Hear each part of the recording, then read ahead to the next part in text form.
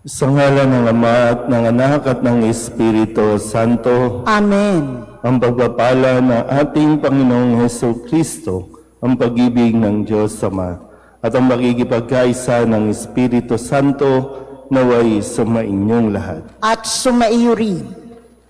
Mga kapatid, aminin natin ang ating mga kasalanan upang tayo'y maging marapat gumanap sa banal na pagdiriwang. Inaamin ko sa makapangyarihang Diyos at sa inyo mga kapatid, na lubha akong nagkasala sa isip, sa salita at sa gawa, at sa aking pagkukulang. Kaya isinasamo ko sa mahal na Birheng Maria, sa lahat ng mga anghel at mga banal, at sa inyo mga kapatid, na ako'y panalangin sa Panginoong ating Diyos. Kaawaan tayo ng makapangyarihang Diyos, patawarin tayo sa ating mga kasalanan at patnubayan tayo sa buhay na walang hanggan. Amen. Panginoon, kaawaan mo kami. Panginoon, kaawaan mo kami. Kristo, kaawaan mo kami. Kristo, kaawaan mo kami. Panginoon, kaawaan mo kami. Panginoon, kaawaan mo kami. Manalangin tayo. Ama naming makapangyarihan, ipagkaloob mong maitaguyod ang sanlibutan sa matiwasay na pag-iral ayon sa layunin mo para sa aming kapakanan, sa pagsamba sa iyo ng may panatag sa kalooban sa pamamagitan ni Hesukristo, kasama ng Espiritu Santo, magpasawalang hanggan. Amen.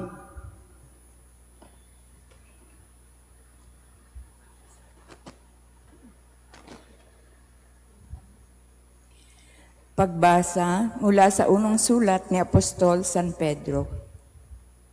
Mga pinakamamahal, malapit na ang wakas ng lahat ng bagay, kaya't maging mapagtimpi kayo at panatilihing malinaw ang pag-iisip upang kayo'y makapanalangin. Higit sa lahat, magmahalan kayo ng tapat, sapagkat ang pagmamahal ay pumapawi ng maraming kasalanan. Huwag maging mabigat sa inyong loob ang pagtanggap sa mga kapatid. Bilang mabubuting katiwala ng iba't ibang kaloob ng Diyos, gamitin ninyo sa kapakinabangan ang katangiang tinanggap ng bawat isa. Ikaw ba'y tanggap pangaral? Ipangaral mo ang salita ng Diyos. Ikaw ba'y tagapaglingkod? Gamitin mo sa paglilingkod ang lakas na kaloob sa iyo ng Diyos, upang siya ay papurihan sa lahat ng bagay sa pamamagitan ni Hesukristo. Sa Kanya ang kapangyarihan at karangalan magpakailanman. Amen. Mga minamahal, huwag ninyong pagtakahan at ituring na di pangkaraniwan ang mabibigat na pagsubok na inyong dinaranas. Sa halip, magalak kayo sa inyong pakikihati sa mga hirap ni Kristo, at magiging lubos ang inyong kagalakan kapag nahayag ang kanyang kadakilaan. Ang salita ng Diyos. Salamat sa Diyos. Panginooy paparito upang hatulan niya tayo. Panginooy paririto upang hatulan niya tayo. Panginooy siyang hari sa daigdig ay sabihin, sanlibutay matatag na kahit ito ay ugain. Sa paghahatol sa nilikha, lahat ay pantay sa paningin. Panginooy paririto upang hatulan niya tayo. Lupa't langit ay magsaya, umugong ang kalaliman. Lahat kayo na nilikhang nasa tubig ay magdiwang. Ang bukirin at ang lahat ng naroon ay sumigaw. Pati mga punong kahoy sa galak ay mag-awitan. Panginooy paririto upang hatulan niya tayo. Ang puon ay pupurihin pagkat siya ay daratal. Paparito sa daigdig upang lahat ay hatulan. Tapat siya kung humatol at lahat ay pantay-pantay. Panginooy paririto upang hatulan niya tayo. Magsitayo po ang lahat.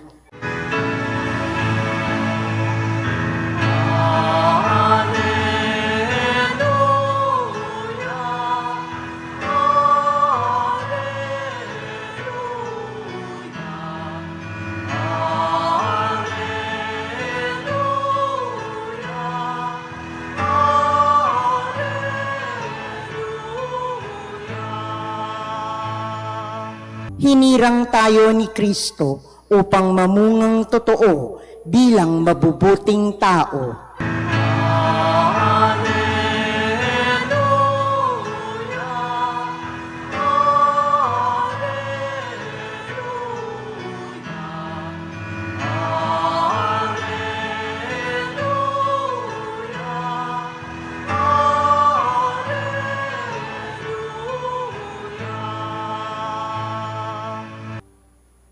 Sumainyo ang Panginoon. At sumaiyo rin Ang mabuting balita ng Panginoon ayon kay San Marcos. papuri sa iyo, Panginoon. Sa gitna ng pagbubunyi ng mga tao, pumunta sa Jesus sa Jerusalem at pumasok sa templo. Pagkatapos tingnan ang lahat ng bagay doon, lumabas siya at nagbalik sa Betanya, kasama ang 12, palibhasay gumagabi na noon. Kinabukasan, nang sila'y pabalik na sa Betanya, nagutom si Jesus. Natanaw nito sa di kalayuan ang isang puno ng igos na madahon. Nilapitan niya ito upang tingnan kung may bunga, ngunit wala siyang nakita kundi mga dahon. Sapagkat hindi pa panahon ng igos noon, kaya't sinabi niya sa puno ng igos, wala nang makakakain pa ng iyong bunga. Ito'y narinig ng kanyang mga alagad. Pagdating nila sa Jerusalem, pumasok sa templo sa Jesus. Kanyang ipinagtabuyan ang mga nagbibili at namimili roon at ipinagtataom ang mga mesa ng mga mamamalit ng salapi at ang upuan ng mga nagtitinda ng kalapati. Pinagbawalan niyang magdaan sa loob ng templo ang sinumang may daladalahan. At tinuruan niya ang mga tao. Sinabi niya, nasusulat, ang aking bahay ay tatawaging bahay dalanginan ng lahat ng bansa. Ngunit ginawa ninyong pugad ng mga magnanakaw. Narinig ito ng mga punong saserdote at ng mga iskriba. Buhat nooy, humanap sila ng paraan upang mapatay si Jesus, sapagkat natatakot sila sa kanya dahil sa humahanga ang lahat ng tao sa kanyang turo.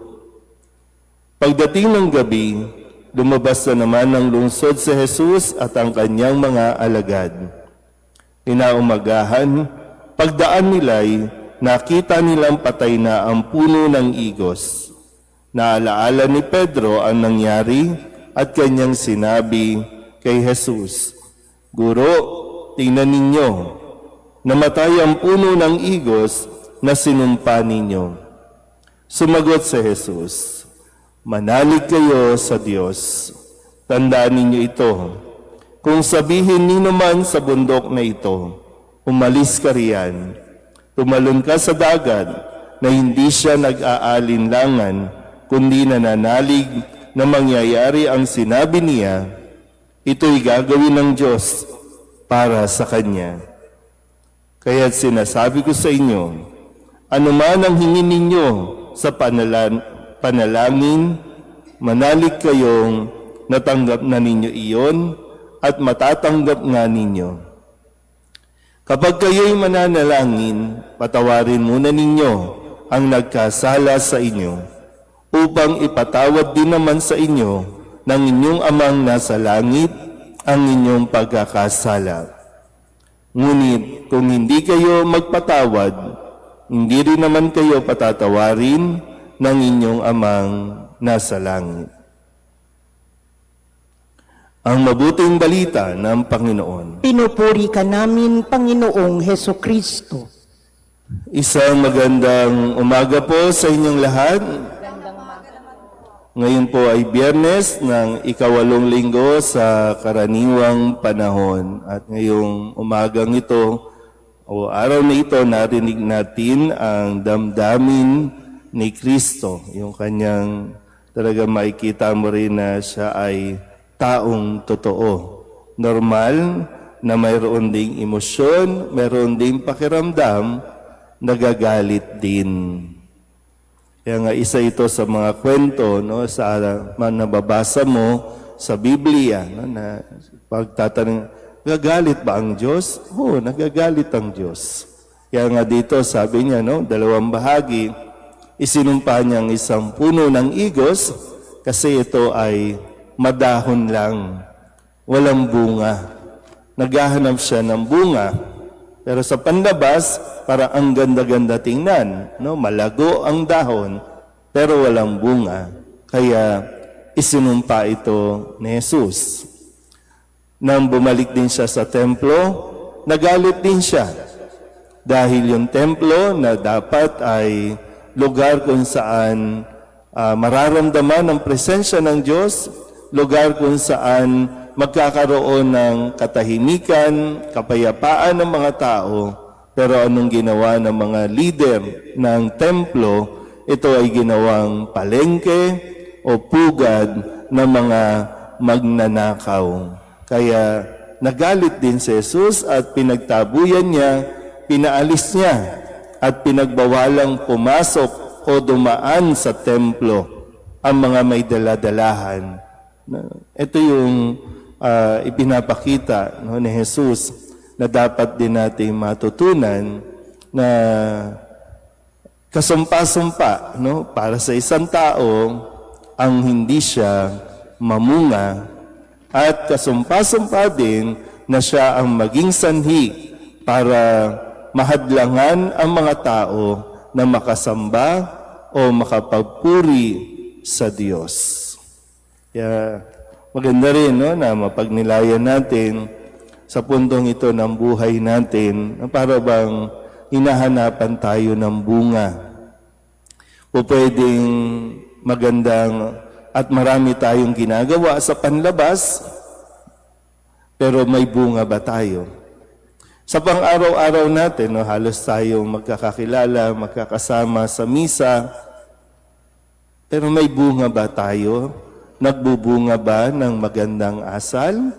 Nagbubunga ba ng pagkakaroon ng pakikialam, pakikibahagi o pakikiisa? Kaya sabi, no, yung isang bahagi na meron din ba tayong pakialam sa simbahan? Meron din ba tayong nararamdaman na ano ba nangyari sa simbahan sa gagalangin? O sa ibang simbahan, kung saan kayo kabilang, tahimik lang ba kayo? Mananahimik lang ba kayo? Kahit na sabihin natin medyo nawawala na. Ano ba, ang simbahan ba? Negosyo na lang ng negosyo? Wala na yung, ano ba, nakakatulong pa ba kami na mapalalim ang pananampalataya ng mga tao, na mailapit ang mga tao sa Diyos? O inahadlangan na natin ito? Kasi, di ba, papasok pa lang ng templo, wala na eh. Bugbog ka na. Papasok ka pa lang ng templo, ang dami ng taxes, ang dami ng babayaran.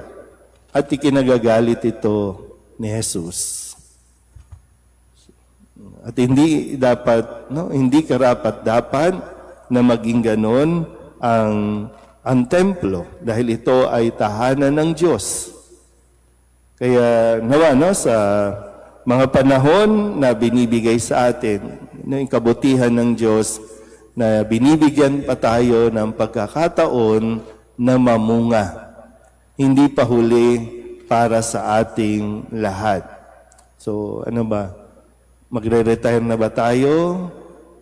Pero ang tanong, may bunga ba? May silbi ba tayo sa mundong ito? O baka nakakasikip lang tayo sa mundong ito? Magandang mapagnilayan natin ito nang sa ganon ay hindi sumpa ang matanggap natin sa Diyos, kundi biyaya. Amen.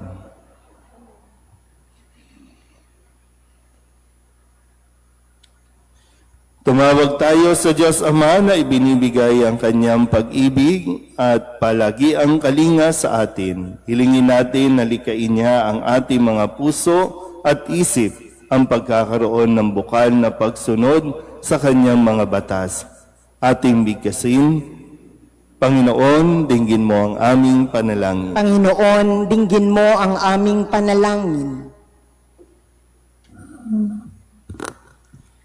Ang mga pinuno ng simbahan naway turuan ng bayan ng Diyos na sumunod sa kanyang mga batas, hindi dahil sa takot, kundi dahil sa pag-ibig. Manalangin tayo sa Panginoon. Panginoon, dinggin mo ang aming panalangin. Tayo naway maging tapat sa pagsunod sa utos na ibigin ang Diyos at ibigin ang kapwa.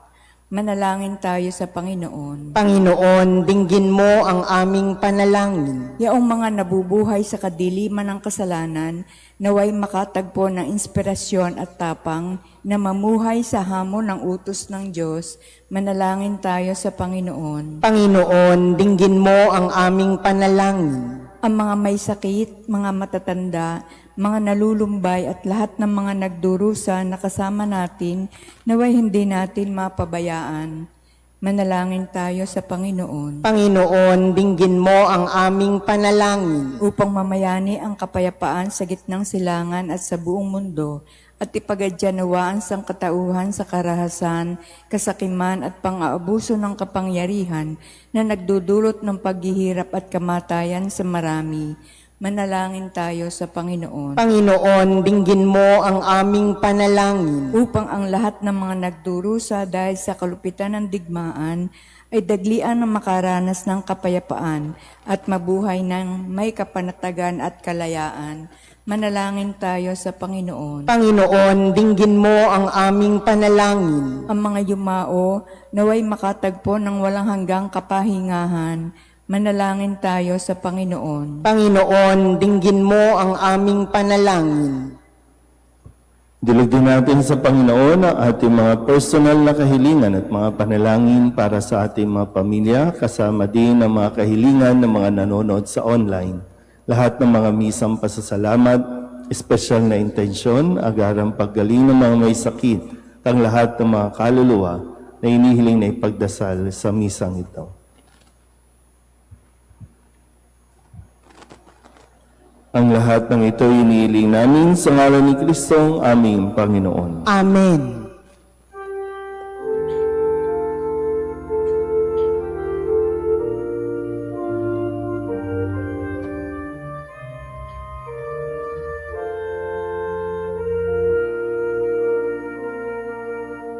Handog namin sa iyo, Ama, ang tinapay at alak na ito. Handog ng bayang umaasa, sumasamba't nagmamahal sa'yo. Handog namin sa iyo, Ama, ang tinapay at alak na ito. Handog ng bayang umaasa, sumasamba't nagmamahal sa'yo. Manalangin kayo mga kabatid upang paghahain natin ay kalugdan ng Diyos Amang makapangyarihan. Tanggapin nawa ng Panginoon itong paghahain sa iyong mga kamay, sa kapurihan niya at karangalan sa ating kapakinabangan at sa buong sambayanan niyang banal. Ama naming lumikha, ipinagkakaloob mo ang mga dapat ialay upang aming sambahin ang iyong ngalan. Kaawaan mo kami at pagbigyan upang ang iyong kaloob para kami makapaghain ay mapakinabangan bilang pagpapala mo sa amin sa pamamagitan ni Jesucristo kasama ng Espiritu Santo magpasawalang hanggan. Amen. Sumainyo ang Panginoon. At sumaiyo rin. Itaas sa Diyos ang inyong puso at diwa. Itinaas na namin sa Panginoon. Pasalamatan natin ang Panginoong ating Diyos. Marapat na siya'y pasalamatan. Ama naming makapangyarihan, tunay ngang marapat na ikaw ay aming pasalamatan. Pinagbibigyan mong ito'y aming maihayag, kahit na ito'y walang anumang maidaragdag, sa kadakilaan sa iyo ay likas. Sa pagpupuri namin ang nakikinabang ay kami ring iyong pinakikiharapan sa pamamagitan ng iyong anak na minamahal. Kaya kay sana mga anghel na nagsisiawit ng papuri sa iyo nang walang humpay sa kalangitan, kami nagbubunyi sa iyong kadakilaan.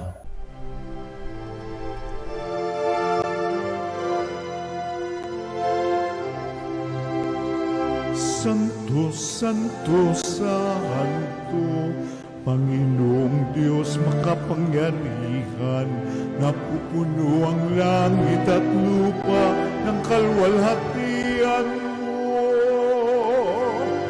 Hosana sa kaitaasan, pinagpalang na paririto sa ngalan ng Panginoon. Hosana sa kaitaasan.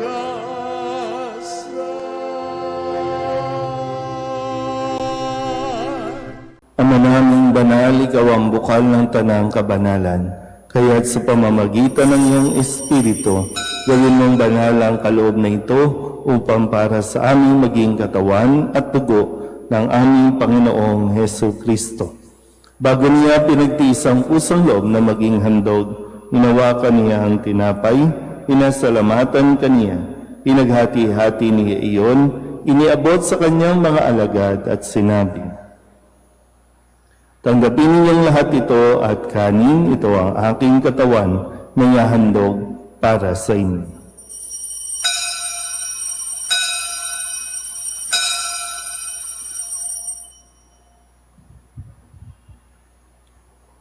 Gayun din naman nung matapos ang hapunan, hinawakan niya ang kalis, muli kaniyang pinasalamatan, iniabot niya ang kalis sa kanyang mga alagad at sinabi, "Tanggapin ninyong lahat ito at inumin. Ito ang kalis ng aking dugo, ng bago at walang hanggang tipan. Ang aking dugo na ibubuhos para sa inyo at para sa lahat sa pagpapatawad ng mga kasalanan. Gawin ninyo ito sa pag-alaala sa akin."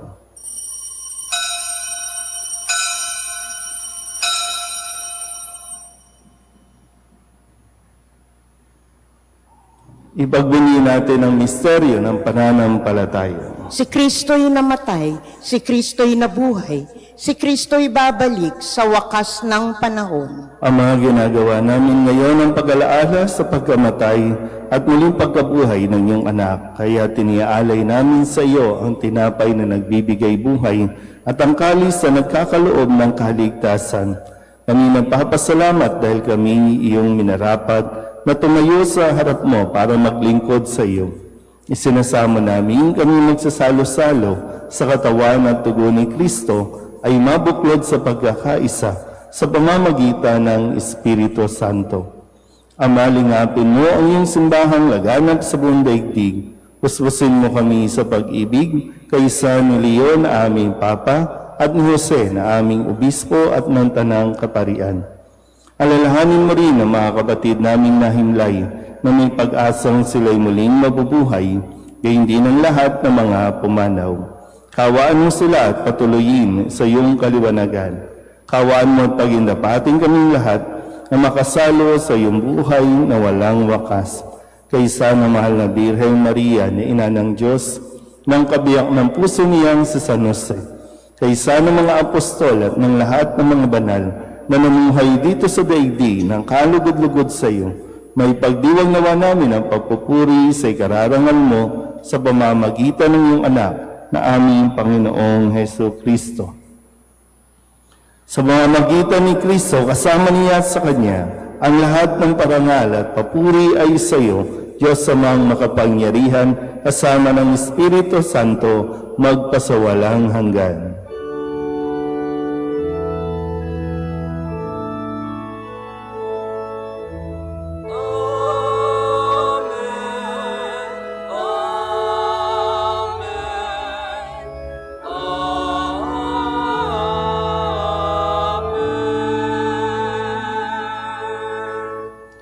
Sa tagabili ng manakagagaling na utos at turo ni Jesus sa Panginoon natin at Diyos, ipahayag natin ang lakas loob.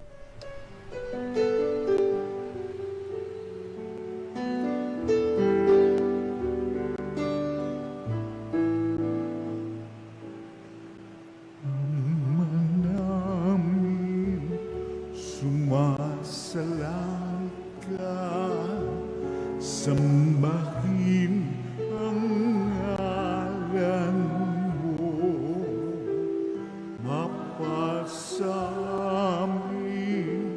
ang kaharian mo, sundin ang loob mo dito sa lupa para nang sa langit. Bigyan mo po kami ngayon ng aming kakanin sa araw-araw at patawarin mo kami sa aming mga sala para ng pagpapatawan namin sa nagkakasala sa amin, at huwag mo kaming ipagdulot sa tukso, at yadya mo kami sa lahat ng masama. Hinihiling namin kami iadya sa lahat ng masama, pagkalooban ng kapayapaan araw-araw, iligtas sa kasalanan at ilayo sa lahat ng kapahamakan, samantalang aming pinananabikan ang dakilang araw ng pagpapahayag ng tagapagligtas naming si Hesus Kristo. Sapagkat iyo ang kaharian at ang kapangyarihan at ang kapurihan magpakailanman. Amen. Panginoong Hesus Kristo, sinabi mo sa iyong mga apostol, kapayapaan ang iniiwan ko sa inyo, ang aking kapayapaan ang binibigay ko sa inyo. Tunghayan mo ang aming pananampalataya at huwag ang aming mga pagkakasala. Pagkalooban mo kami ng kapayapaan at pagkakaisa ayon sa iyong kalooban, kasama ng Espiritu Santo, magpasawalang hanggan. Amen. Ang kapayapaan ng Panginoon ay laging sumainyo. At sumaiyo rin. Mabigayan tayo ng kapayapaan sa isa't isa.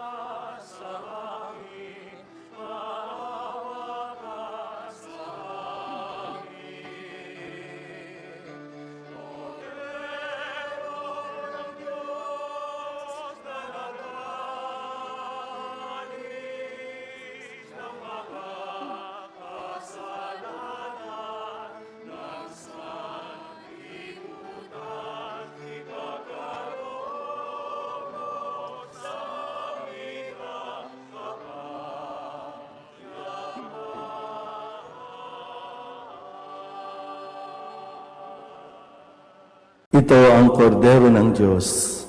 Ito ang nag-aalis ng mga kasalanan ng sanlibutan. Mapalad ang mga inaanyayahan sa kanyang piging. Panginoon, hindi ako karapat-dapat na magpatuloy sa iyo, ngunit sa isang salita mo lamang ay gagaling na ako.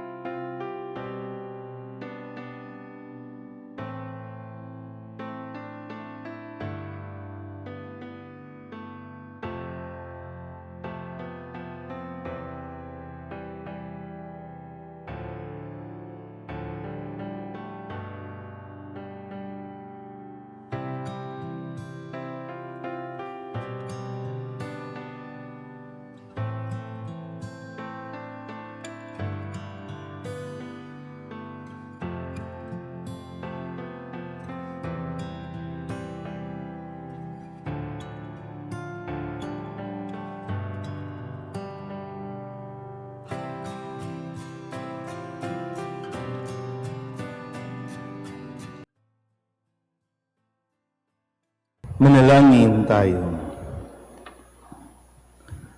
Ama naming mapagmahal, kaming iyong pinapakinabang ay iyong kaawaan, upang ang aming pinagsaluhan ay magdulot ng aming pakikilahok sa iyong buhay na hindi matatapos.